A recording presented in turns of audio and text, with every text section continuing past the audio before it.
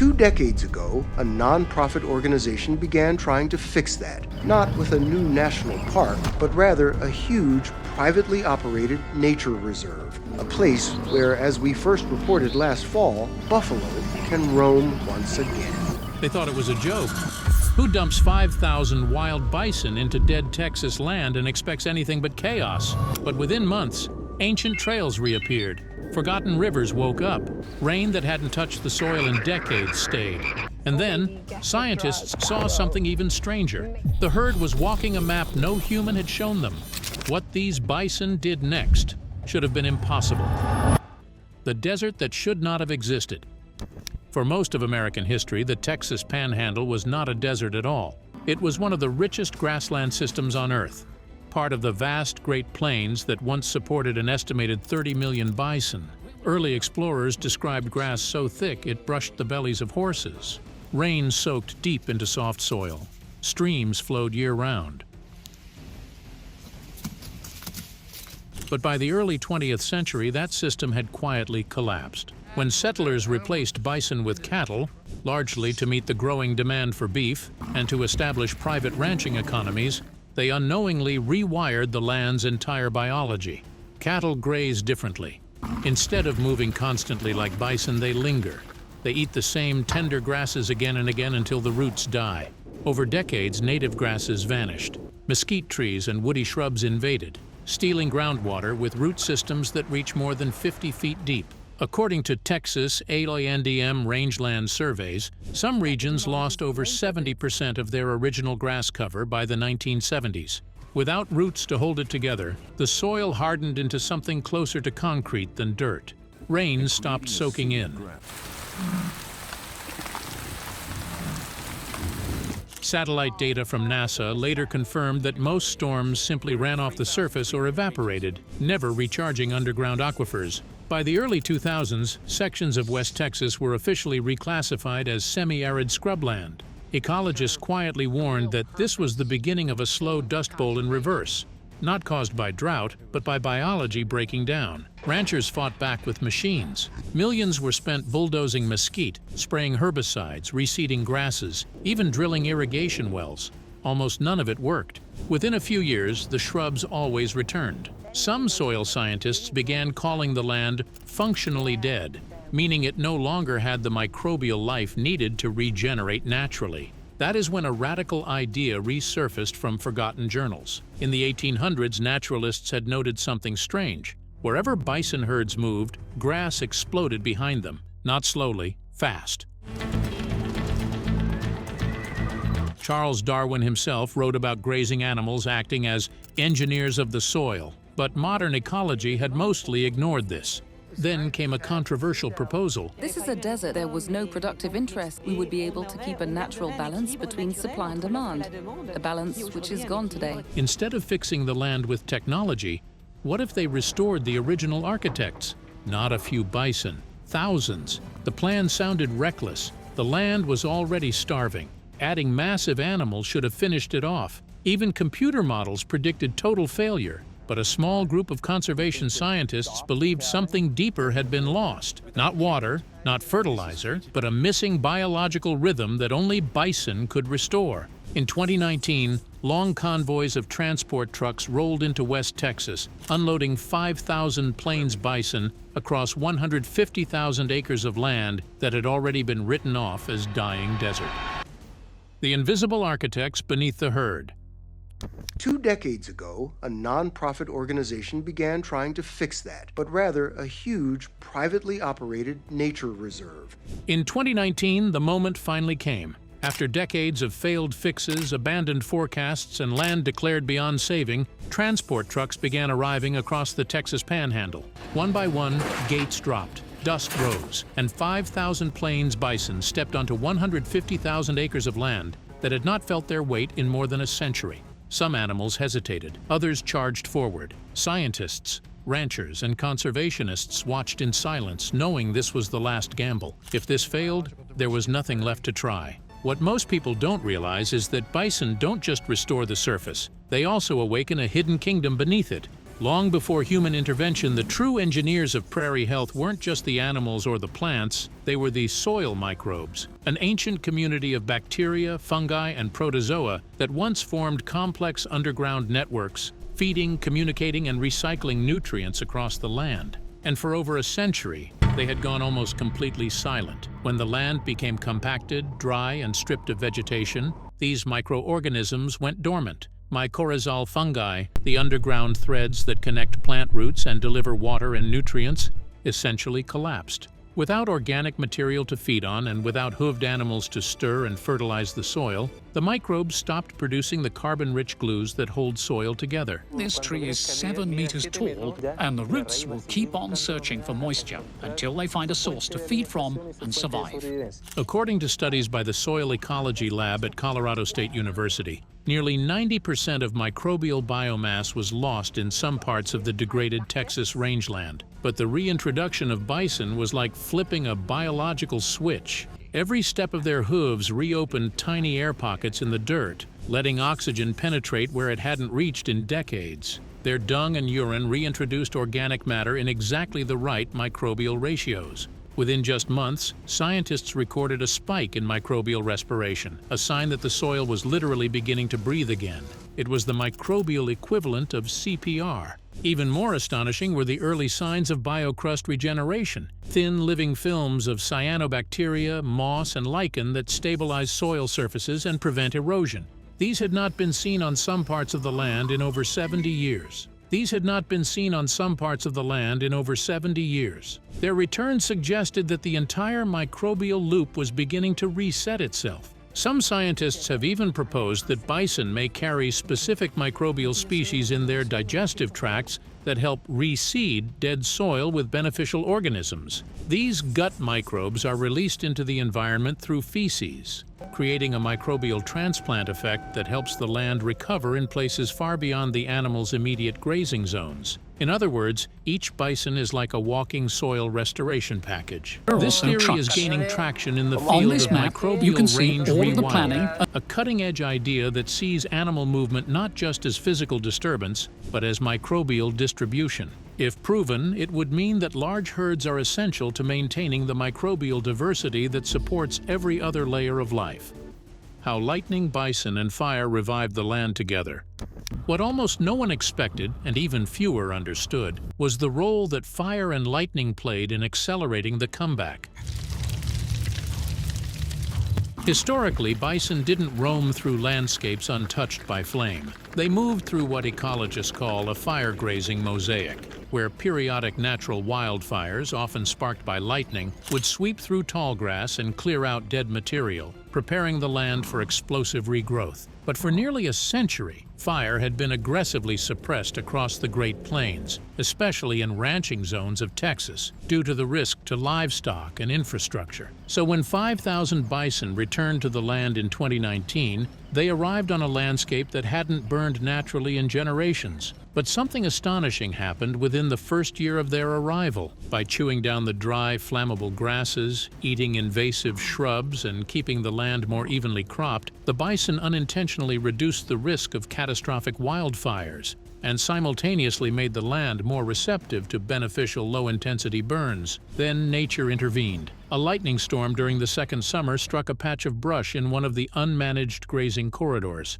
But instead of a destructive wildfire, it turned into a low, creeping burn, the kind that used to happen regularly when bison ruled the plains. The bison, sensing the smoke and heat, moved in patterns that surprised researchers. Instead of fleeing, they circled around the edges of the burned zone, grazing the fresh shoots that emerged just days after the fire passed. According to field data collected by fire ecologists on the site, the burned areas regrew nearly 3 times faster than the untouched regions, fueled by ash-rich soil, better light penetration, and fewer seed-blocking shrubs. Even more shocking was what happened underneath. The fire had cleared the leaf litter, exposing patches of soil to direct rainfall and sunlight, triggering a bloom of native fungi, moss, and tiny desert wildflowers that hadn't been seen in nearly 50 years. It was like fire had cleared the palette and the bison had painted the canvas. Scientists now believe that lightning, fire, and bison aren't separate forces. They are a linked system that evolved together over millennia.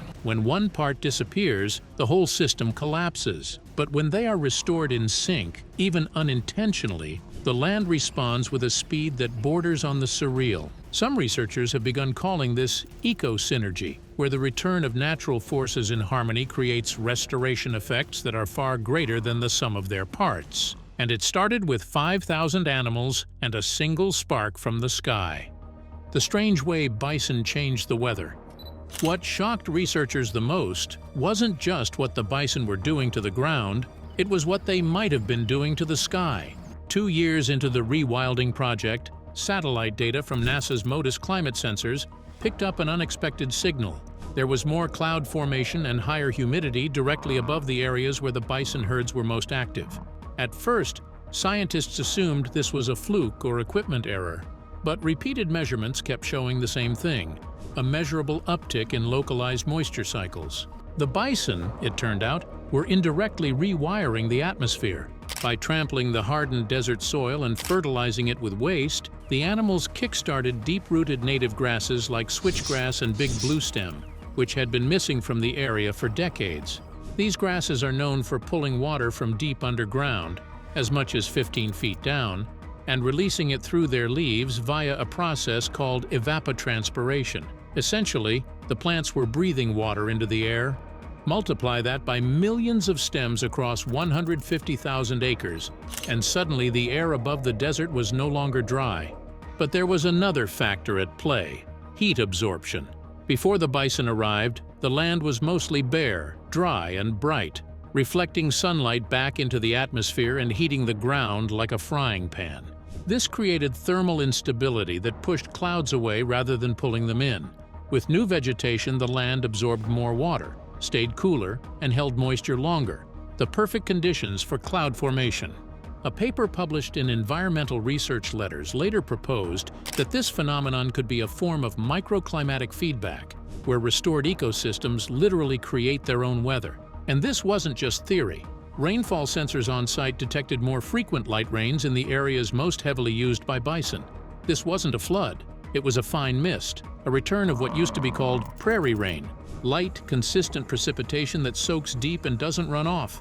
Some even speculated that the bison's wallows, those shallow pond-like depressions created when they roll in the dirt, acted like mini evaporation basins, storing surface water longer and helping keep local humidity high. In the aggregate, those thousands of small water bowls may have influenced atmospheric moisture levels across several counties. The night the herd rewired the land with sound.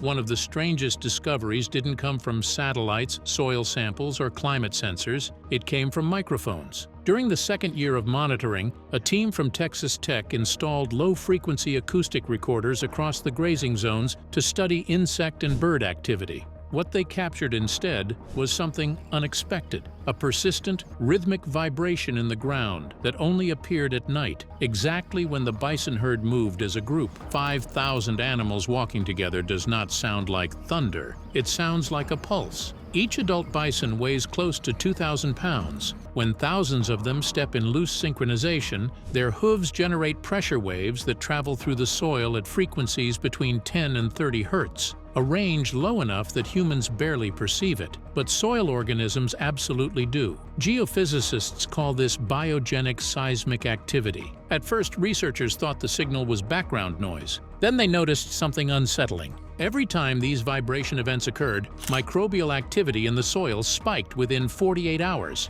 According to follow-up lab tests published by the University of Wyoming's Soil Dynamics Group, certain dormant bacteria and mycorrhizal fungi become metabolically active when exposed to low-frequency mechanical stimulation. In simple terms, the vibrations were waking the soil up. This matters because microbial communities control almost everything underground: carbon storage, nitrogen cycling, root growth, even how well plants resist disease.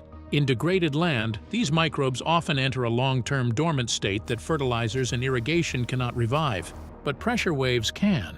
There is a growing theory, still controversial but increasingly studied, that ancient megaherds once acted as a kind of biological heartbeat for the continent. Their collective movement created regular underground pulses that kept microbial networks synchronized across vast distances, much like a metronome for the soil. When the bison disappeared in the 19th century, that heartbeat stopped. For over 100 years, the plains had been silent, and now, for the first time since the 1800s, the land was vibrating again.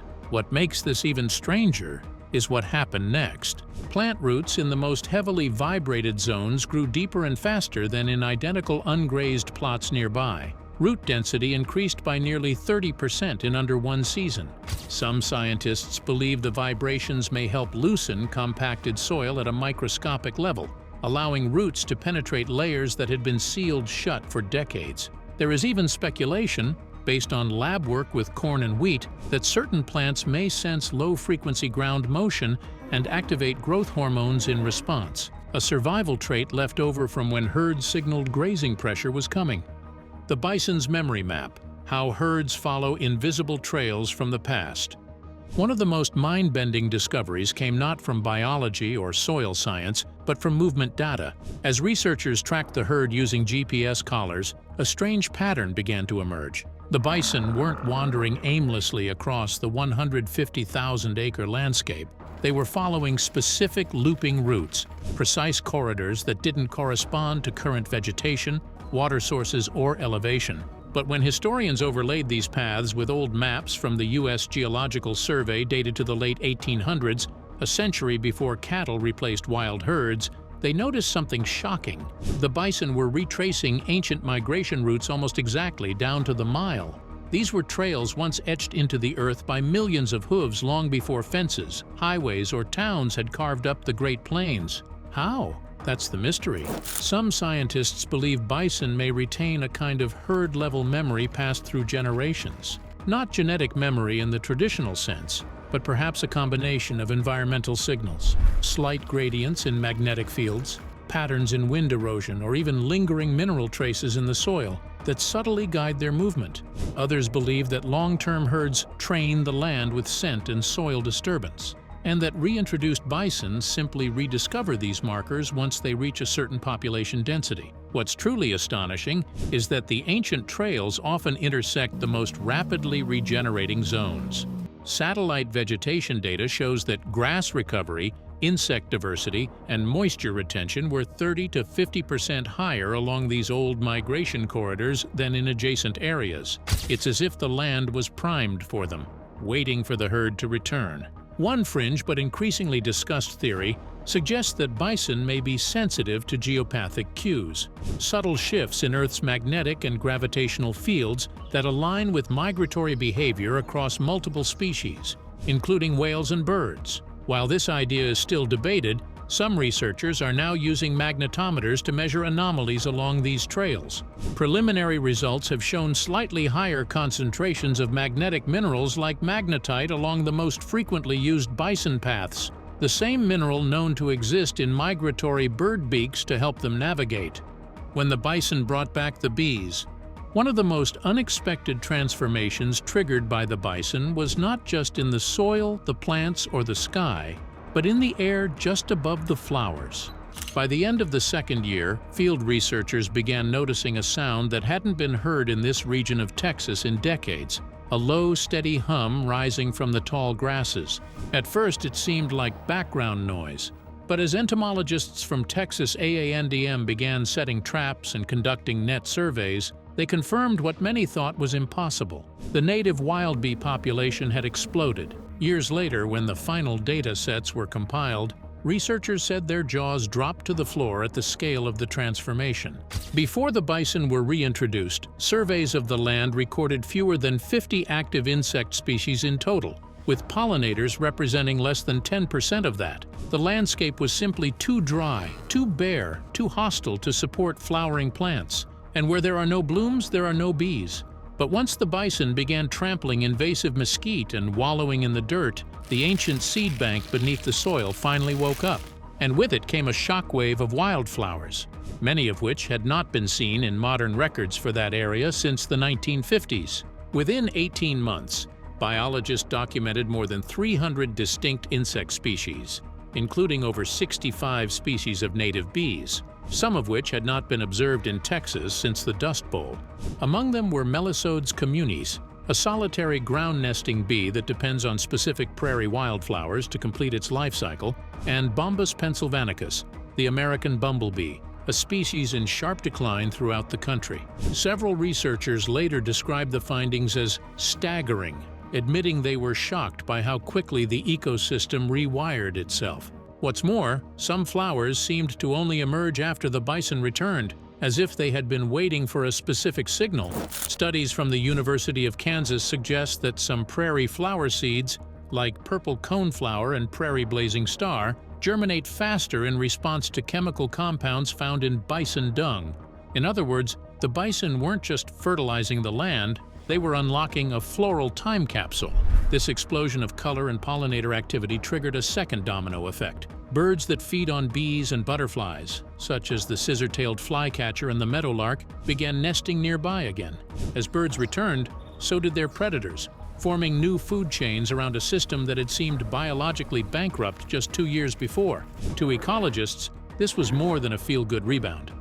Tap subscribe, hit the card on screen, and tell me, what do you think bison are hiding?